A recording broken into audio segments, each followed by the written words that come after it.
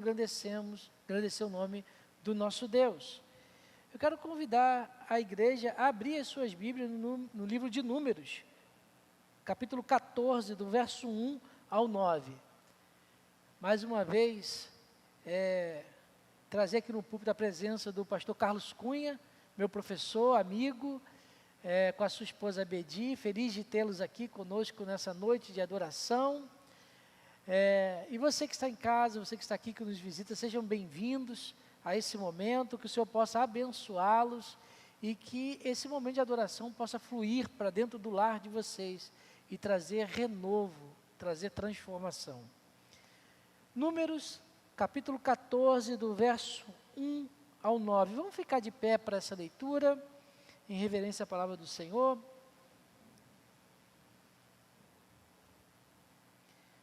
Às vezes não sabemos por esse momento, às vezes pedimos para ficar de pé, né? Mas quando nós ficamos de pé, nós trazemos à memória a reunião que houve em Israel, no período de Neemias, da restauração do culto, quando o povo ficou de pé para a leitura da palavra do Senhor. E ali eles fizeram a leitura do Pentateuco. Nós vamos ficar para ler apenas 9 versículos, mas na ocasião eles ficaram da leitura do livro de Gênesis até o livro de Deuteronômio. Começou às 6 da manhã, ficaram de pé até o meio-dia para a leitura toda do Pentateuco. Né? Número 14, e depois de meio-dia, os levitas foram instruir o povo, foram até 18 horas instruindo o povo.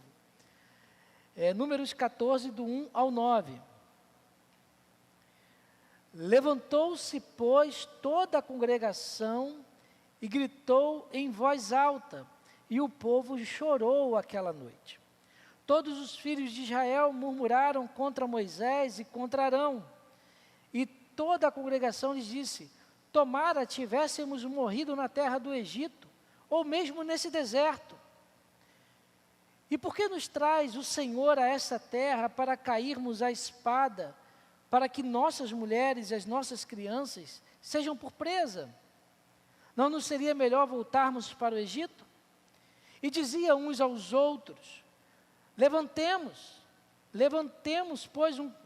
um capitão e voltemos para o Egito. Então, Moisés e Arão caíram sobre o seu rosto perante a congregação dos filhos de Israel. E Josué, filho de Num, e Calebe, filho de Jefoné, dentre os que espiaram a terra, rasgaram as suas vestes, e falaram a toda a congregação dos filhos de Israel, dizendo: a terra pelo meio do qual passamos a espiar é terra muitíssimo boa. Se o Senhor se agradar de nós, então nos fará entrar nessa terra e nos-la dará, terra que emana leite e mel.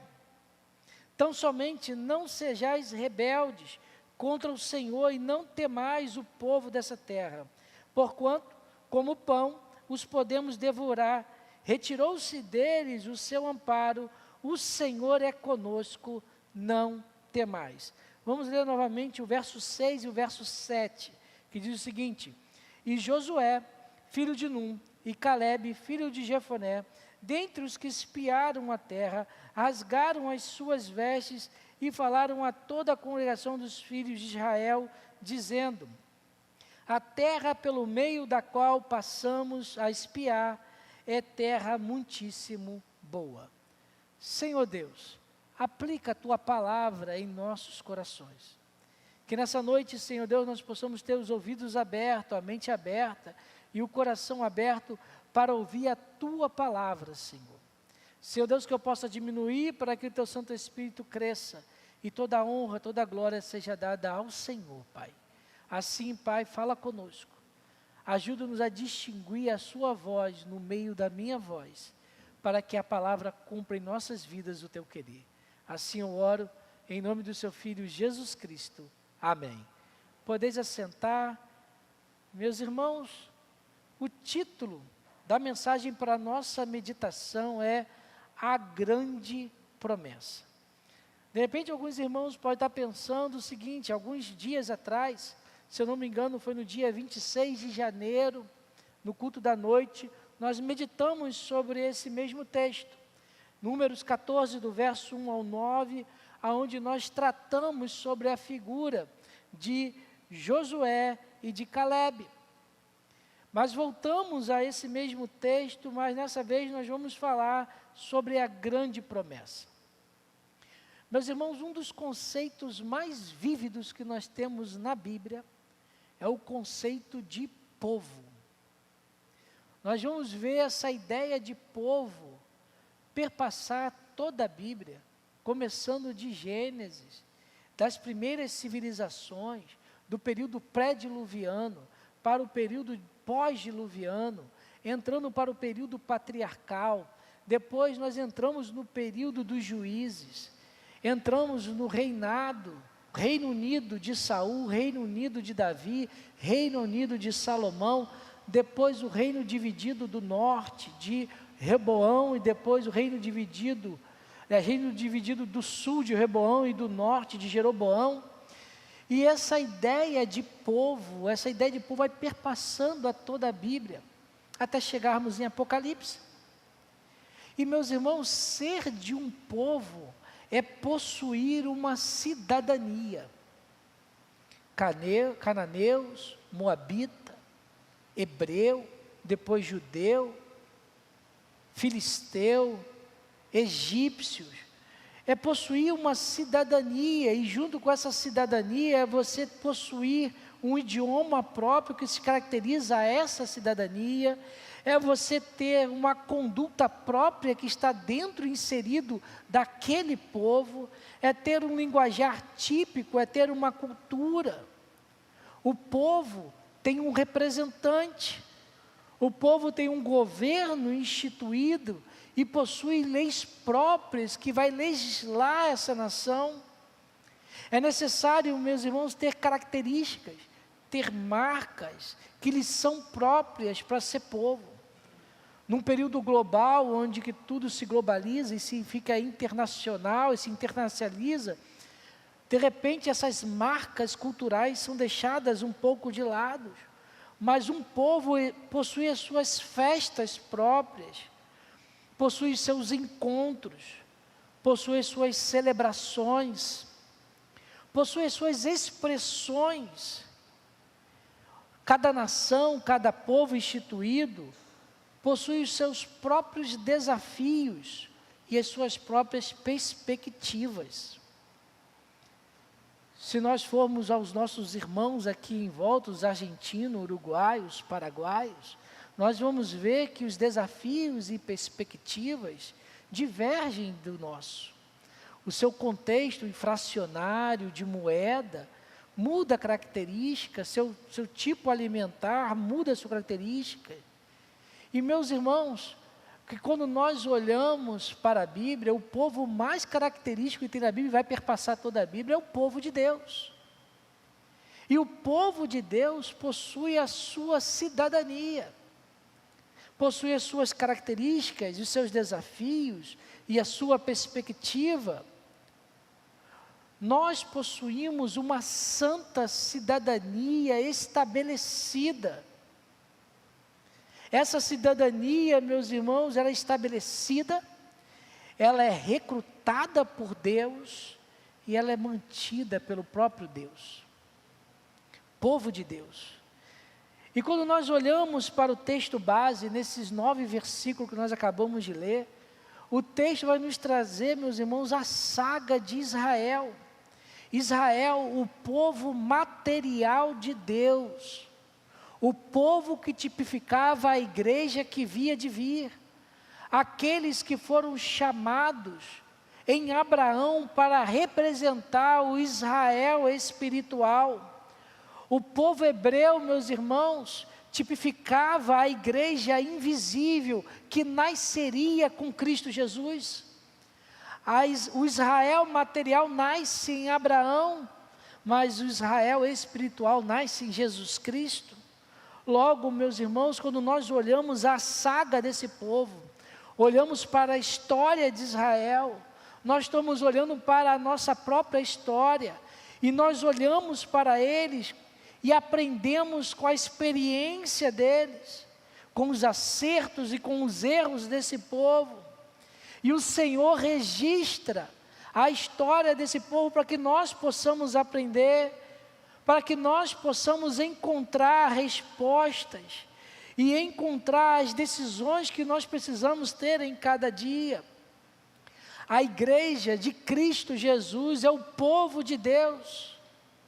E você, meu irmão e minha irmã, você que está em casa, se você tem Cristo no seu coração, se você aceitou Jesus Cristo como seu Salvador, você faz parte desse povo. Você faz parte desse povo. E meus irmãos, a história de Israel sempre vai nos impactar. Nós sempre vamos nos encontrar na história de Israel. Afinal de contas, a Bíblia vai dizer que 430 anos foram um período que esse povo viveu no Egito, e chegando ao momento de extrema escravidão, uma escravidão tão intensa pelo ardor da sociedade egípcia, que um clamor foi levantado ao Senhor, e no meio desse clamor, o Senhor vai lá no deserto de Padã, e chama Moisés, recruta Moisés, e fala: eu ouvi o clamor do meu povo, vai lá e liberta o meu povo. Moisés tenta se desculpar, fala que não pode, que ele tem uma língua pesada, que ele não sabe falar direito, mas não tem como fugir da vontade do Senhor. Estabelece Arão como auxiliar. Moisés foi lá, enviado por Deus. O Egito, e não só Egito, mas Israel, presenciou milagres e prodígios, que foram instrumentos de libertação. Não foi um grande exército, não foram grandes generais, não foi uma milícia ordenada, ou qualquer outro tipo de moção humana. Milagres e prodígios entrou por dentro do Egito. Egito foi derrotado, e o povo de Deus foi liberto. Moscas, rãs, piolhos, escuridão, brasas vivas vindo do céu, primogênitos mortos, até que o mar vermelho se abriu e o Egito ficou para trás. O povo atravessa o mar vermelho e caminha por esse deserto, e no deserto do Sinai, meus irmãos, ele vai caminhando. E no momento que eles vão caminhando, o grupo tinha um objetivo em comum, e o objetivo daquele povo era sair do Egito e chegar na terra prometida. Mas, meus irmãos, o deserto do Sinai foi marcado por encontros e desencontros desse povo. Encontros e desencontros. A todo momento nós vemos, quando lemos o livro de Êxodo, quando lemos o livro de Números e voltamos em Deuteronômio, que Deus mostrava o seu poder libertador para aquele povo. Maná enviado do céu, cordonizas enviado, coluna de fogo para poder aquecer durante a noite, e nuvem para poder apagar o calor do dia. Exércitos foram destruídos, porque Moisés estava com a mão estendida sobre o povo, e quando Moisés não tinha mais como ficar com a mão estendida, auxiliaram a ele a ter a mão estendida. Mas também, meus irmãos, houve muito desencontro, porque enquanto faltava comida, o povo murmurava, enquanto faltava água, o povo murmurava, e quando o líder se ausentou para estar na presença de Deus, um bezerro foi instaurado, e o povo tinha momentos de encontro com Deus, mas tinha momento também de desencontro, e o desencontrava, até, meus irmãos, que chega a esse texto, capítulo 14, o povo está em Cades Barneia, e ali o Senhor levanta 12 espias, para que possa espiar a terra e trazer a informação para o povo de Israel, e mostrar que a promessa era verdadeira, real e estava próxima. De Cades Barneia até a terra prometida, até Canaã, meus irmãos, para um grupo pequeno de 12 pessoas, era uma caminhada de uma semana, no máximo 2, Para um povo gigantesco como era Israel, era uma caminhada de 30 a 45 dias. Eles estavam a 45 dias de entrar na terra prometida. Eles estavam em um momento de um divisor de águas, aonde o passado iria ficar para trás e eles iam começar a experimentar as bênçãos da terra prometida. Meus irmãos, um povo que estava tão perto da terra prometida, mas a Bíblia vai dizer que eles não conseguiram entrar na terra prometida. Ao contrário, a Bíblia vai dizer que eles ficaram 40 anos peregrinando no deserto, porque nesse momento eles não confiaram no Senhor. Toda aquela geração, toda essa geração do capítulo 14, toda ela padeceu, com a exceção de Josué e Calebe, tão perto, mas não entraram. Israel, meus irmãos, perdeu o objetivo, e ao perder o objetivo, que era entrar e chegar na terra prometida, eles ficaram no deserto, e não pisaram, não viram, não desfrutaram da terra prometida. Como povo de Deus que nós somos, meus irmãos, nós temos um problema que pode acontecer conosco. Nós podemos perder o objetivo da caminhada. Nós podemos, meus irmãos, colocar o nosso objetivo em coisas secundárias e eleger essas coisas secundárias como primárias em nossa vida e perder o objetivo da nossa caminhada, desprezar as primárias, desprezar aquilo que é importante. Como povo de Deus que nós somos, precisamos entender qual é o objetivo e de uma forma clara, sem dúvida, para que nós possamos a cada dia caminhar. Precisamos nos manter firmes e constantes, mesmo diante de tudo o que possa acontecer contrário às nossas vidas. Por isso, meus irmãos, quando nós olhamos para esse texto, nós temos que fazer observações sérias de lembrança à nossa memória. E quando eu olho para esse texto, eu consigo extrair 4 observações importantes para a nossa meditação nessa noite. A primeira observação que nós encontramos nesse texto sobre o povo de Deus e sobre o seu objetivo e a grande promessa que nós temos como povo de Deus, é que, meus irmãos, o povo de Deus tem um destino. Nós temos um destino. Verso 7 vai dizer o seguinte: e falaram a toda a congregação dos filhos de Israel, dizendo: a terra pelo meio da qual passamos a espiar é terra muitíssimo boa. Meus irmãos, Israel tinha uma promessa. Desde Abraão, eles tinham uma promessa, e a promessa deles era a terra prometida, Canaã, local da promessa de Deus. Deus prometeu isso para Abraão, quando ele ainda era Abrão. Deus prometeu a Isaac, Deus prometeu a Jacó, Deus prometeu aos filhos de Jacó, Deus prometeu a Moisés e a todo o povo. Cada homem, cada mulher que estava aqui em Cades Barneia, eles sabiam dessa promessa. Eles ouviram essa promessa de pai para filho.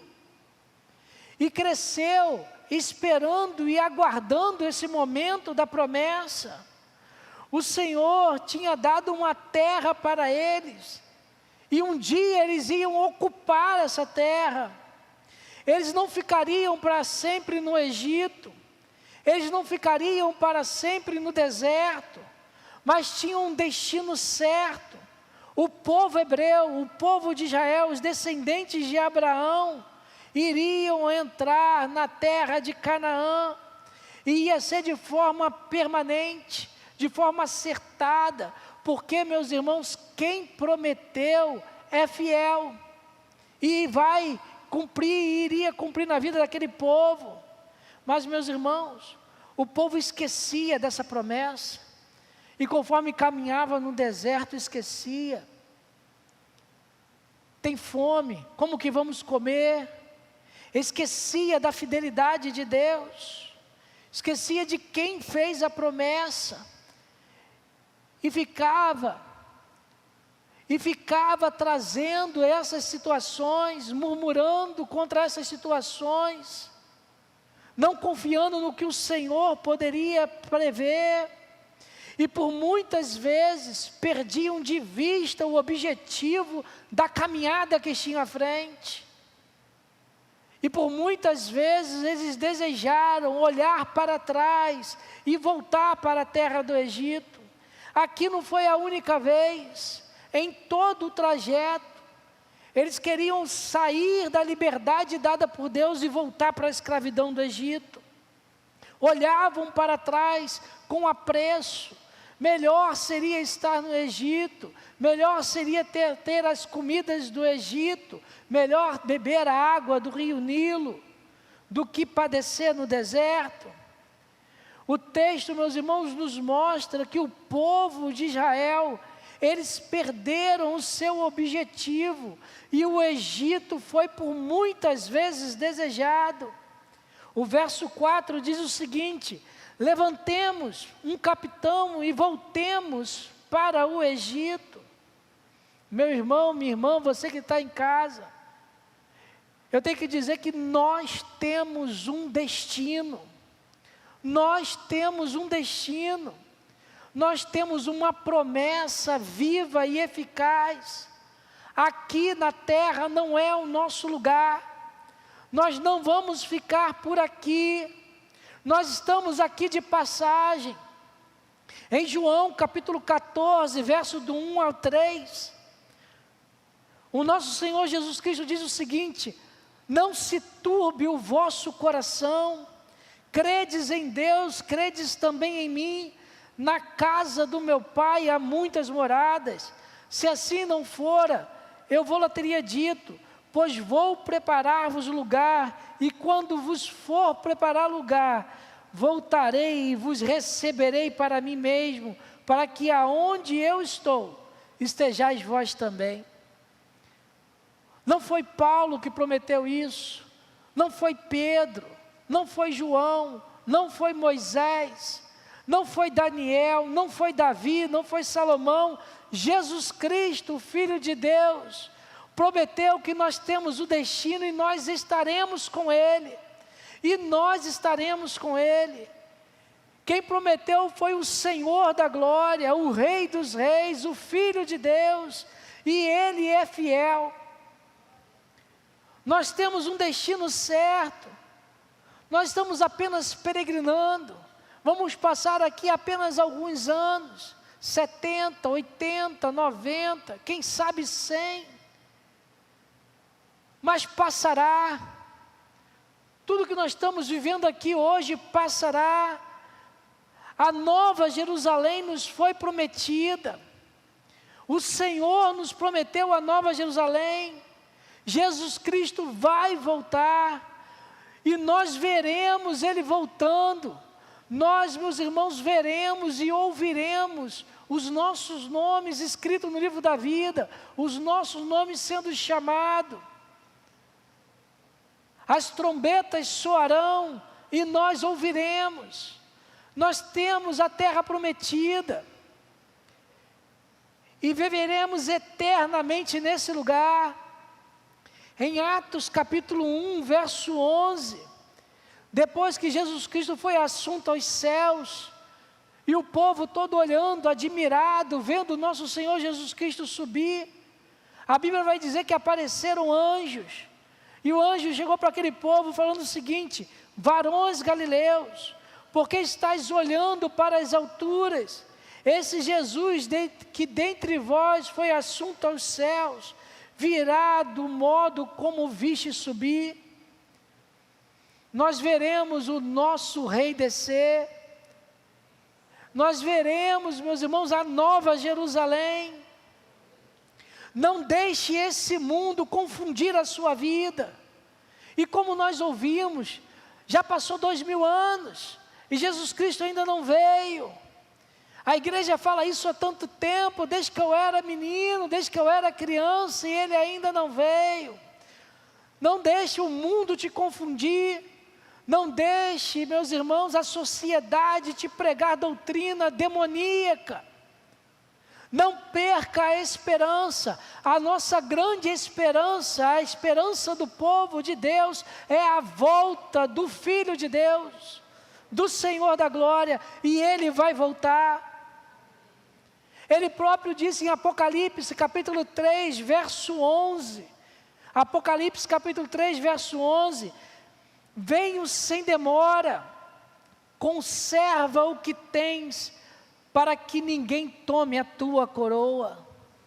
Meus irmãos, nós somos convidados a conservar o que nós temos, porque Ele voltará. Foi cantado aqui, quero tanto ver o meu Senhor descer, vindo me buscar, e Ele virá. Ele está vindo ao nosso encontro, nós estaremos com Ele. Por isso, meu irmão, minha irmã, mantenha-se firme, mantenha-se constante, tudo à nossa volta passará, os reinos da terra serão destituídos, as ideologias serão destituídas, as vãs filosofias cairão, sucumbirão, porque o Senhor da glória voltará. Ele voltará, essa é a nossa pregação, e nós estaremos com Ele. Ele me levará, Ele te levará para o céu. E você, meu irmão, e nós, meus irmãos, nós estaremos com Ele. O povo de Deus tem um destino, e esse destino é certo, o destino é a Nova Jerusalém. A segunda coisa, a segunda observação, meus irmãos, que nós encontramos nesse texto, é que o povo de Deus chega ao destino com luta. Nós temos um destino, esse destino é certo, mas nós chegamos a esse destino com luta. Não é fácil, não é fácil chegar nos portões da Nova Jerusalém. Em Números capítulo 13, um pouquinho antes desse texto que nós lemos, verso 31 ao 33, Números 13, do verso 31 ao 33, diz o seguinte: porém, os homens com que eles tinham subido disseram, aí os espias, não poderemos subir contra aquele povo, porque é mais forte do que nós. E diante dos filhos de Israel, inflamaram a terra que haviam espiado, dizendo, a terra pelo meio da qual passamos a espiar é terra que devora os seus moradores. E todo o povo que vimos nela são homens de grande estatura. Também vimos ali gigantes, os filhos de Anak são descendentes de gigantes, e éramos aos nossos próprios olhos como gafanhotos, e assim também o éramos aos seus olhos. Meus irmãos, o destino de Israel era certo, a terra prometida, Canaã, mas chegar até lá, meus irmãos, havia desafios. O povo tinha que passar por desafios, tinha que passar pelo deserto do Sinai, tinha que passar pelo deserto de Padã Arã, tinham que cruzar o rio Jordão, tinha que passar por povos hostis que não queriam deixar ele passar. Chamaram Balaão para profetizar contra o povo de Israel, que não conseguiram. Tinha que entrar e vencer Jericó, vencer outras cidades. Não era fácil. Os povos eram mais fortes do que eles. Israel era um povo diminuto em relação àquelas cidades, aqueles povos. Os povos que estavam ali em Canaã eram povos que já estavam preparados, guerreiros, cidades fortificadas com muro e muros que eram intransponíveis, que devoravam os seus moradores. Os espias vieram, meus irmãos, e se achavam como gafanhotos. E não só isso, ele coloca que aquele povo os viam também como gafanhoto. A terra prometida estava ali, mas, meus irmãos, eles não iriam entrar naquela terra sem luta. Eles tinham que conquistá-la. E quem era Israel? Que armamento eles possuíam e que tática de guerra eles possuíam para poder invadir aquele local? O povo se desesperou, ouvindo esse lamento. O povo desesperou, pensavam que eles seriam facilmente destruídos. Mas antes, eles achavam que iam receber a terra prometida de forma fácil, sem conquista, de maneira sem nenhum labor, sem nenhum suor, que não precisariam de nenhum embate, que eles iriam entrar e seria tudo às mil maravilhas, e por conta própria, o solo iria produzir todas as abundâncias sem nenhum esforço. E os espias, meus irmãos, inflamaram, sediaram o povo, e diziam: por que o Senhor nos trouxe aqui para morrer?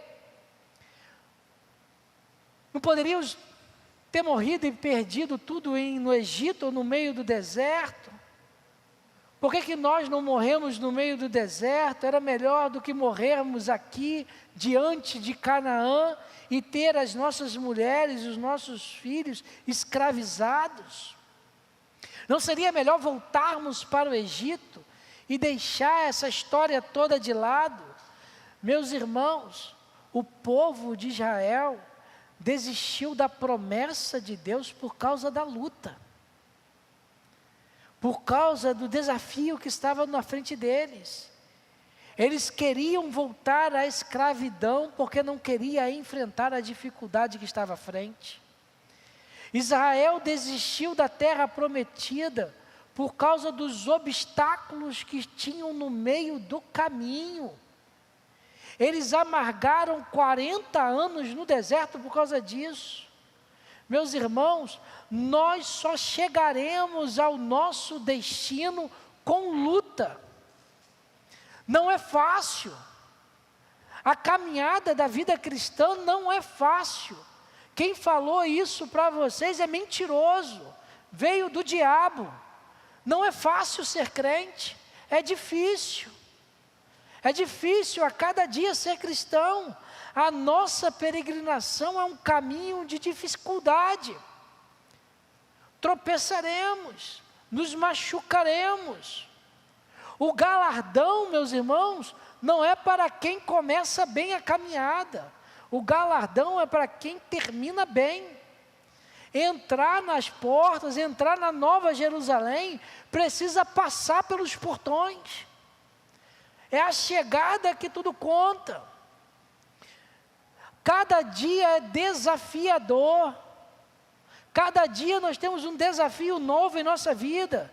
Nós temos um inimigo que está ao nosso derredor, querendo nos destruir a cada momento, e ruge como um leão furioso. Nós temos a nossa natureza humana, que a todo momento não quer as coisas de Deus e quer nos afastar da presença de Deus.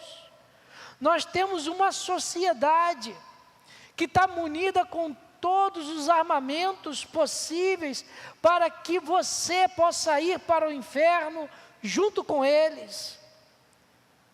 Temos problemas na saúde, temos problema na finança, na família, no trabalho, na igreja. Doenças se levantam no nosso lar, lágrimas rolam em nosso rosto.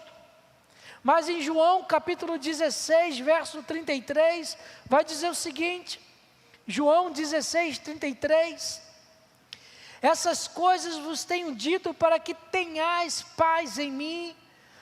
No mundo passais por aflições, mas tende bom ânimo, eu venci o mundo.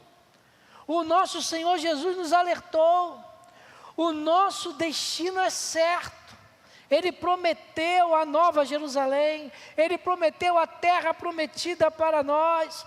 Mas, meus irmãos, há luta no caminho, a nossa caminhada terá luta, terá armadilhas em nossas vidas.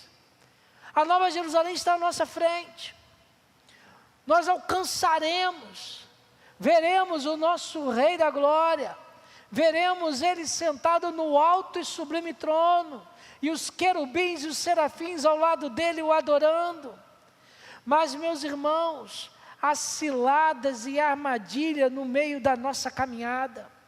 Na nossa peregrinação, há ciladas e armadilha. É por isso que Efésios capítulo 6, verso 13, diz o seguinte: portanto, tomai toda a armadura de Deus, para que possais resistir no dia mau, e depois de terdes vencido tudo, permanecer inabalável. Na nossa caminhada nós temos que permanecer inabalável. E quantas situações vão levantar? E quantas situações estão levantando nesse momento na minha vida e na sua vida, para poder fazer você desistir dessa caminhada, não chegar na Nova Jerusalém. O mundo chega com um prato atraente, com um prato suculento, e muitos provam, e muitos desistem da caminhada pelo que o mundo tem a oferecer. É dinheiro, é fama, é sucesso, é promiscuidade, é poder, é corrupção. Meu irmão, minha irmã, resista a cada momento, resista a cada dia, resista a cada hora, a cada instante, em todos os lugares, em casa, no trabalho, na igreja, na roda dos amigos, porque, meus irmãos, nós temos um destino, mas a chegada nesse destino é com luta, e nós temos que combater o bom combate. Nós temos que combater o bom combate até acabar a nossa carreira e poder guardar a nossa fé. E até o final, até o último momento, e receber a doce voz do nosso Senhor Jesus Cristo: vinde benditos do meu Pai, entrai para o gozo eterno que vos está preparado antes da consumação dos séculos. O povo de Deus chega ao seu destino com luta. A terceira observação, meus irmãos, que nós temos que fazer sobre a questão do povo de Deus e do seu objetivo e da grande promessa, meus irmãos, é que o povo de Deus chega ao seu destino confiando em Deus. Confiando em Deus. Nós temos um destino, até chegar a esse destino nós temos luta, e nós passeamos pela nossa peregrinação confiando em Deus. Verso 8 diz o seguinte, Números 14, verso 8: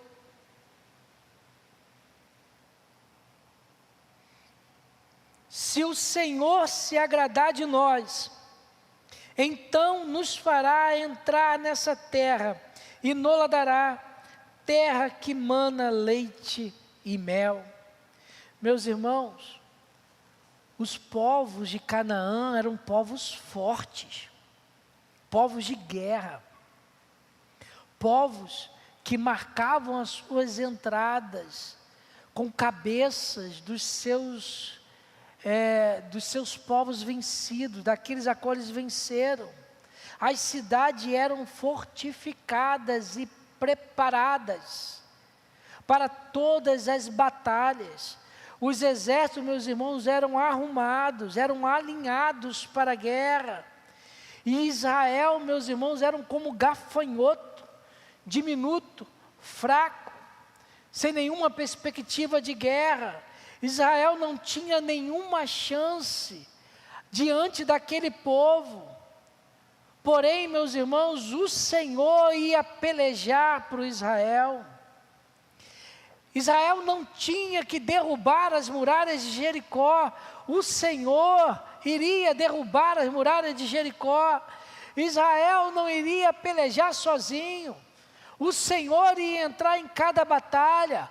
O sol ia se deter, a lua ia parar, porque o Senhor estava em cada batalha. Não era Israel, era o Senhor com Israel.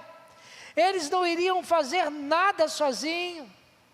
O Deus que tirou aquele povo do Egito, é o Deus que iria colocar aquele povo na terra prometida. E eles esqueceram disso. Pouco tempo, não havia nem 2 anos que tudo tinha acontecido lá no Egito, e eles esqueceram dos milagres e prodígios. Em Zacarias capítulo 4, verso 6, lema da nossa denominação, diz o seguinte: não por força, nem por violência, mas pelo meu Espírito, diz o Senhor dos Exércitos. O povo de Deus caminha nessa terra pelo Espírito Santo que está sobre nós. Nós temos o Espírito Santo. Eles não confiaram na força e no poder do grande El Shaddai. Nós cantamos aqui hoje, o El Shaddai, o Deus Todo-Poderoso. Eles não acreditaram que o Senhor iria cumprir a promessa, e era poderoso para cumprir. Israel desistiu, meus irmãos, da terra prometida, porque não confiou na glória do Deus Todo-Poderoso. E por isso eles amargaram 40 anos no deserto. Meus irmãos, nós só chegamos ao nosso destino confiando no Senhor, confiando em nosso Deus, e aquele que prometeu é fiel. A sua fidelidade é de geração a geração, e a sua misericórdia se renova a cada manhã. Romanos, Paulo vai dizer para a igreja de Roma que nada nos separa do amor de Deus, nada. Angústia, tribulação, fome, perigo, espada. O que pode nos separar do amor de Deus? Em Filipenses, Paulo vira para a igreja de Filipos e diz o seguinte: aquele que começou a boa obra, a completará até o dia do nosso Senhor. Nós chegaremos na Nova Jerusalém, nós veremos os portões celestes. Pode haver tempestade, pode haver angústia, pode haver fogo, pode haver terremoto. Meus irmãos, não há cadeias que vão impedir de nós entrarmos pelos portões da Nova Jerusalém. Não há portas fechadas ou ferrolhos que podem impedir de cada um de nós entrarmos na morada celeste e ver o Rei da Glória, ver o nosso Senhor. Confie no Senhor. O seu destino, meus irmãos, está certo nas mãos do Senhor. O seu nome está escrito no livro da vida, escrito pelo sangue do Cordeiro. O nosso Deus é o Senhor da glória. Ele dá ordem às estrelas. Ele vira para os mares e fala o seguinte: aí está o seu limite, não passa daí. É o mesmo Deus que vira para cada um de nós e fala: vinde benditos do meu Pai, vem estar conosco, entrai para o gozo eterno. O nosso Senhor é escudo e broquel, e nós estamos protegidos quando confiamos nele. Em Isaías capítulo 41, verso 10, Isaías 41, verso 10, diz o seguinte: não temas, porque eu sou contigo, não te assombres, porque eu sou o teu Deus, eu te fortaleço, eu te ajudo, eu te sustento, aliás, e te sustento com a minha destra fiel. Meu irmão, minha irmã, não temas, não te assombres, porque o nosso Deus está com você a cada dia da sua vida. Confie no Senhor, você verá os portões da Nova Jerusalém. O salmista vai dizer que os que confiam no Senhor não se abalam, mas permanecem para sempre. Que o teu socorro vem do Senhor que criou os céus e a terra. Por isso, na nossa caminhada, nós temos que confiar no nosso Senhor, confiar em cada momento, em cada dia, em cada instante. O povo de Deus só chega ao seu destino confiando em Deus, confiando no Senhor. A quarta e a última observação que nós podemos tirar desse texto, meus irmãos, é que o povo de Deus tem um destino que mana leite e mel. O povo de Deus tem um destino que mana leite e mel. Louvado o nome do Senhor. Verso 7, novamente diz o seguinte: e falaram toda a congregação, e falaram a toda a congregação dos filhos de Israel, dizendo: a terra pelo meio da qual passamos a espiar é terra muitíssimo boa. A promessa de Deus, meus irmãos, a promessa de Deus não é satisfatória. A promessa de Deus não é paliativa. A promessa de Deus não é um plano B ou um plano C. A promessa de Deus para as nossas vidas é perfeita, é completa. Não existe outra promessa que possa igualar, nem se assemelhar. Nada é semelhante ao que Deus tem prometido para nós. Deus não estava nos prometendo qualquer lugar. Não são os Alpes suíços que Ele prometeu para nós. Não são países de primeiro mundo que Ele prometeu para nossas vidas. Não é uma vida num país sem inflação, onde não há desemprego. Ele prometeu a eternidade ao seu lado. Ele prometeu a eternidade junto ao Criador do mundo. O Verbo que se fez carne e habitou entre nós. Não foi qualquer promessa. A Bíblia vai dizer que a terra era muitíssimo boa. A terra de Canaã não era igual à terra do Egito. A terra de Canaã não era muito menos igual ao deserto. A terra prometida manava leite e mel para todo aquele povo. Deus tinha o melhor para o povo. Mas, meus irmãos, nós vemos aqui que mesmo Deus querendo o melhor, o povo queria o Egito. O povo olhava para a sociedade e falava assim: eu quero aquilo que está lá. Olhou para Canaã por diversas vezes: eu quero Canaã, eu quero Moabe, eu quero os povos vizinhos, eu não quero a promessa de Deus. Deus tinha o melhor para aquele povo. As dificuldades do caminho, meus irmãos, fez aquela nação rejeitar a promessa de Deus. Os gigantes, as cidades, os desafios tiraram o foco daquele povo, fazendo com que eles preferiram, meus irmãos, voltar para o Egito, alargar a promessa de Deus. E eles amargaram tristes consequências. Receberam o deserto, meus irmãos, nas suas vidas e foram enterrados no deserto. Conheceram a promessa de Deus.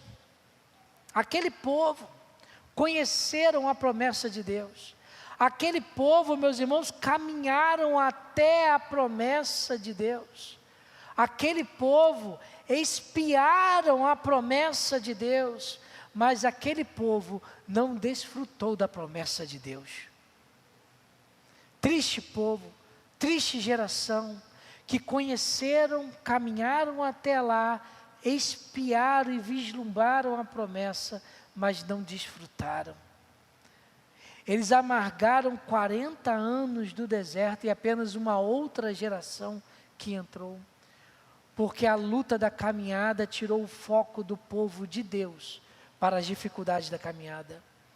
Meus irmãos, o nosso destino, o que Deus tem preparado para as nossas vidas, mana leite e mel. Nunca se esqueçam disso.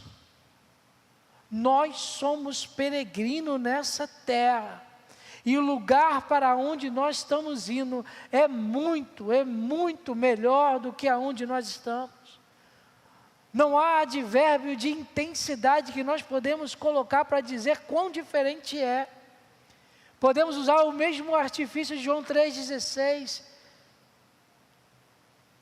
Tal coisa, de tal lugar, de tal promessa, porque nós não conseguimos mensurar.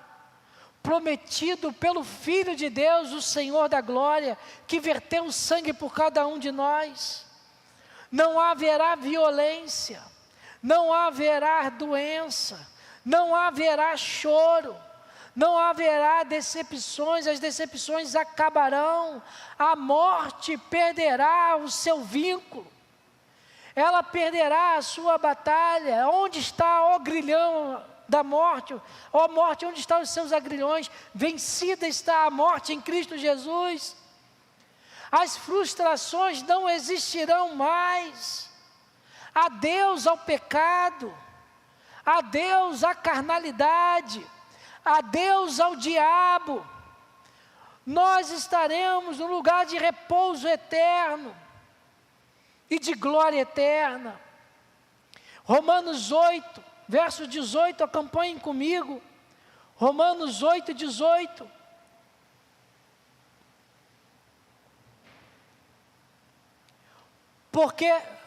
Porque para mim tenho por certo que os sofrimentos do tempo presente não podem ser comparados com a glória a ser revelada em nós. O sofrimento desse tempo, que nós passamos por sofrimento, não se compara de forma nenhuma com a glória que nós receberemos quando estivermos passado pelos portões da Nova Jerusalém. Meus irmãos, nós não vamos para qualquer lugar, nós não vamos para qualquer terra, nós estamos indo para o nosso lar, que foi preparado pelo Rei dos Reis, que está sendo aguardada a nossa chegada, aonde tem o nosso espaço, aonde tem a nossa área, onde é a nossa cidade, aonde tem a nossa cidadania, aonde teremos o nosso idioma, aonde teremos o nosso governante, aonde teremos a nossa liberdade, aonde não haverá governos do mundo falando que nós não poderemos falar mais sobre isso, que não poderemos falar sobre tal coisa, porque o nosso Rei é o Senhor da glória. Nós viveremos eternamente ao lado do nosso Salvador. E para viver eternamente ao lado do nosso Salvador, vale qualquer sofrimento na caminhada. Por isso, meu irmão, não perca o seu objetivo. Não perca esse objetivo na sua vida. Confie, a terra prometida chegará e está chegando. Falta pouco. Nós temos uma promessa inabalável. E nós entraremos pelos portões eternos. Nós entraremos. E concluindo, meus irmãos, a mensagem, essa meditação, o nosso destino emana leite e mel. Por isso, meu irmão, minha irmã, não deixe as lutas tirar o seu foco. Não deixe as dificuldades na sua vida tirar o foco.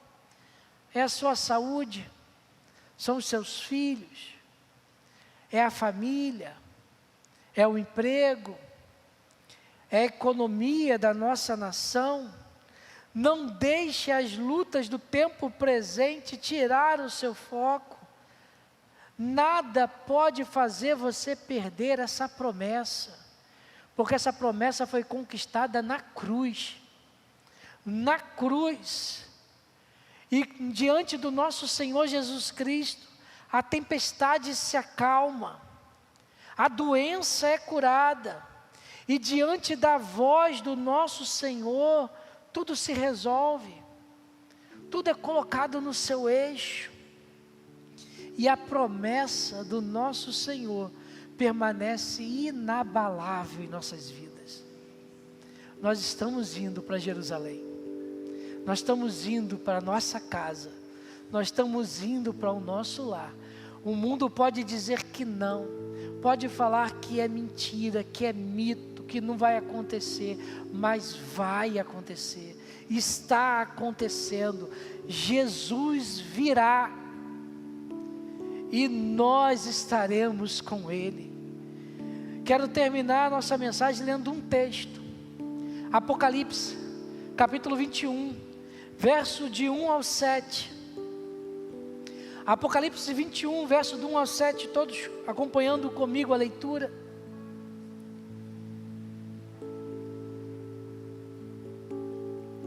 Vi novo céu e nova terra, pois o primeiro céu e a primeira terra passaram, e o mar já não existe. Vi também a cidade santa, a nova Jerusalém, que descia do céu, da parte de Deus, ataviada como noiva adornada para o seu esposo. Então ouvi grande voz vinda do trono dizendo: eis o tabernáculo de Deus com os homens. Deus habitará com eles. Eles serão povos de Deus, e Deus mesmo estará com eles. Ele lhe enxugará os olhos toda lágrima. A morte já não existirá. Já não haverá luto, nem pranto, nem dor, porque as primeiras coisas passaram. E aquele que está assentado no trono disse: eis que faço novas todas as coisas. E acrescentou: escreve, porque essas palavras são fiéis e verdadeiras. Disse-me ainda: tudo está feito. Eu sou o Alfa e o Ômega, o princípio e o fim. A quem tem sede darei de graça da fonte da água da vida. O vencedor herdará essas coisas. Eu lhe serei Deus, e ele me será filho. Meu irmão, Deus enxugará as nossas lágrimas. Deus enxugará a sua lágrima. Qual é a sua lágrima? Qual é a sua lágrima? Por que você chora nessa noite? Por quem você tem chorado? O Senhor enxugará a sua lágrima. Por quem? Por quem, Roberta? As duas Robertas? Por quem, Lia? Por quem, irmã Marisa Gonçalves? A Marisa Carvalho? Por quem, presbítero Eliezer, presbítero Ailson? Por quem, pastor Carlos Cunha? Por quem, Rafael? Os dois Rafaéis? Por quem, Sandra? Por quem, Ricardo? Por quem, Darlene? Por quem, Dilma? Por quem, Francisco? Por quem tem chorado? O Senhor enxugará sua lágrima. Por quem, Vitor? Por quem, Conceição? Por quem, Aninha? Por quem, Fernanda? Por quem, Daniel? Por quem, Jefferson? Por quem, Marcos? Por quem, Leonardo? Samuel? Irã? Aline? Cadu? Valéria? O Senhor enxugará as nossas lágrimas. Essa promessa é fiel. Nós veremos o nosso Salvador. E as lágrimas serão de alegria. Não esqueça disso na caminhada. Terá dias que você dobrará o joelho e sua lágrima sairá. Por quem, Regina? Por quem, irmã Edmeia? Por quem, Rosane? Por quem, Simão, Deise? Por quem, Bira? Por quem, Maria Estela? Por quem, Marta? Por quem, Marquinho? Por quem, Anderson? O Berlan lá fora? Isabela? Ana Marcela? Isabela, outra Isabela? Quem está lá atrás do monitor, que eu não estou conseguindo ver daqui? Manu. O Senhor enxugará toda lágrima. A morte já não existirá. Não haverá luto. Não haverá pranto, não haverá dor. Ah, minhas irmãs, que a gente tanto ora, com dores vem à igreja. não haverá mais dor. Dona Silene, você que está em casa nesse momento, não haverá mais dor. Pastor Francisco, não haverá mais dor. Nós estaremos com o nosso Salvador, aquele que verteu o sangue, a qual os nossos pecados foram cravados naquela cruz, e toda a cédula de dívida foi cancelada. E o verso 7 encerrando: o vencedor herdará essas coisas, e eu lhe serei Deus, e ele me será filho. Nós herdaremos essas coisas, nós herdaremos essa promessa, porque quem prometeu foi o Rei da Glória, o seu Salvador, o meu Salvador. Por isso, meu irmão, minha irmã, permaneça firme e constante, porque Jesus voltará e você subirá com Ele. Vamos louvar a Deus?